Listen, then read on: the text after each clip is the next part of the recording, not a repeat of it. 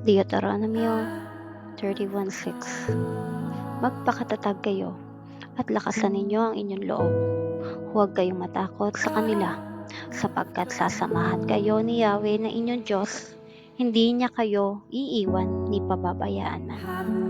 Sinasabi po dito ng Panginoon na tayo ay magpakatatag dahil ang mundong ating ginagalawan ay puno ng mga pagsubok, puno ng mga pagbabago, at puno ng mga kaugalian na siyang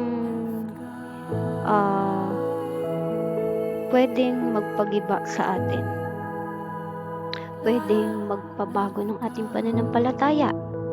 Kaya sinasabi ng Panginoon, lakasan ninyo ang inyong loob.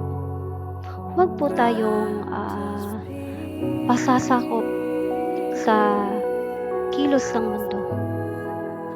Huwag tayong pasasakop sa anuman ang nakaugalian na ng maraming tao.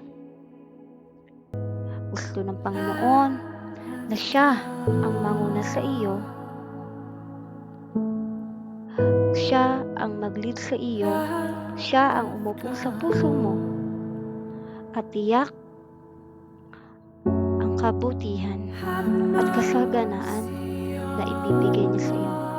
Gusto niyang ilagay mo sa kanyang inyong tiwala dahil sinabi niya dito na sasamahan niya kayo.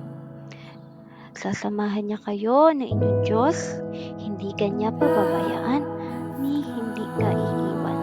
Kakargahin ka, sasamahan ka, at bibigyan ka ng maraming paraan.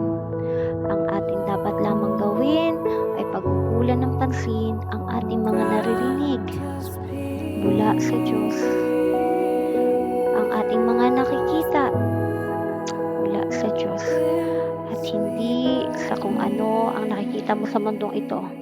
Kaya mga kapatid, magpakatatag po kayo, magpakatibay kayo at lakasan ang loob dahil ang pagsunod sa Diyos ay isang pribilehiyo na napakasarap maramdaman at maranasan ng bawat isa.